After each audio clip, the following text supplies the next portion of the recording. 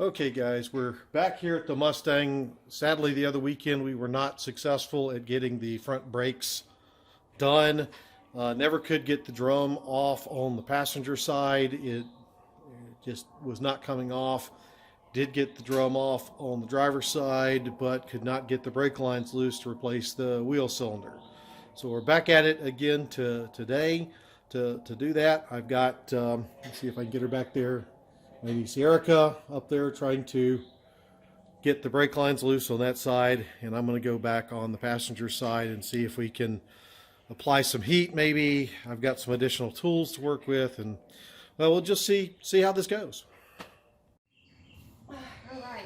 Okay, so we finally have success. Got the drum off over here on the sorry about that, passenger side. It was not easy. The shoes were pretty much stuck to the drum, and when I pulled the drum, see if I can get the more light in there, I pulled them off, but the rear bearings and seal came out of the drum. So got a lot of cleaning up to do over here, but yes, we finally have this thing off. After a lot of cussing, I should say, too. So anyway, we'll get it cleaned up and then hopefully put back together. I'm happy to report Erica's got the other side almost completed with new brake lines and wheel cylinders there. So we're going to keep on going. Okay, so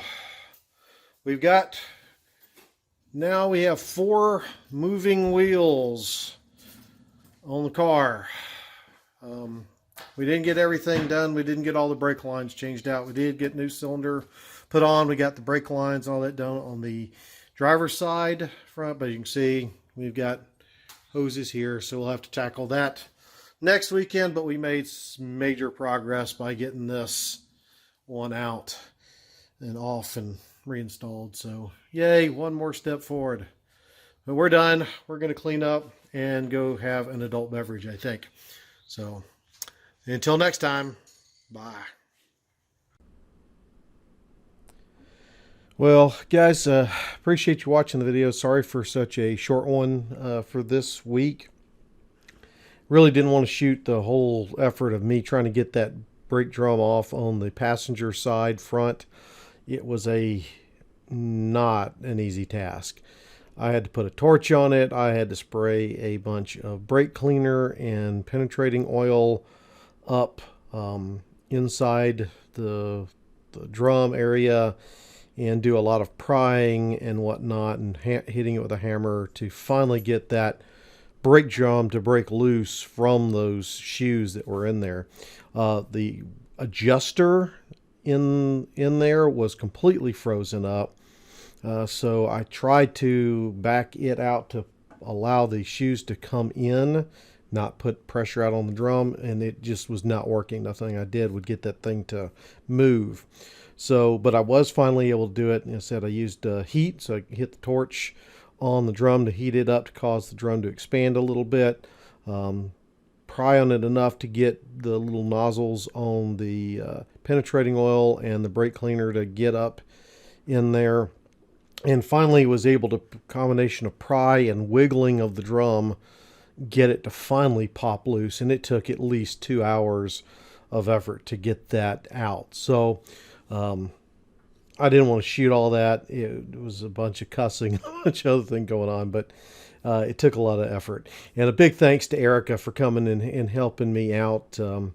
She's a great niece, and she loves these old cars as much as I do, but she was able to get the cylinder done on both sides.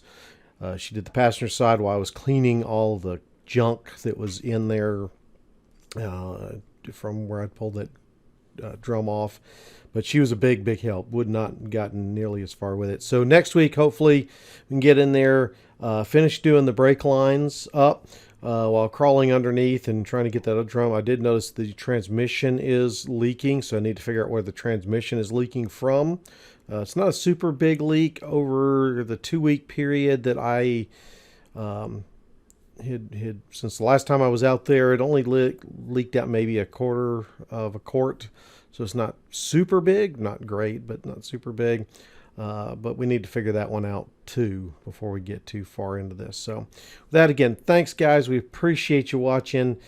Don't forget about our GoFundMe page, which I'll provide a link in the description. I've been running up numbers on what I need to do just to get this thing safe to drive, and it's not going to be cheap. We're going to need to rebuild the whole front end, and that's a $600-700 kit. Hopefully the transmission leak isn't anything major. If it is, that could be even more money. The wiring harness is another $600-700. So it's all pretty much original wiring in the car. We need to replace that. To do the brake conversion, so we put disc brakes on the front. That's another $500 or $600 there. Anyway, a lot of money going in. So anything you can do to help would be greatly appreciated. So with that, guys, we'll see you in the next video.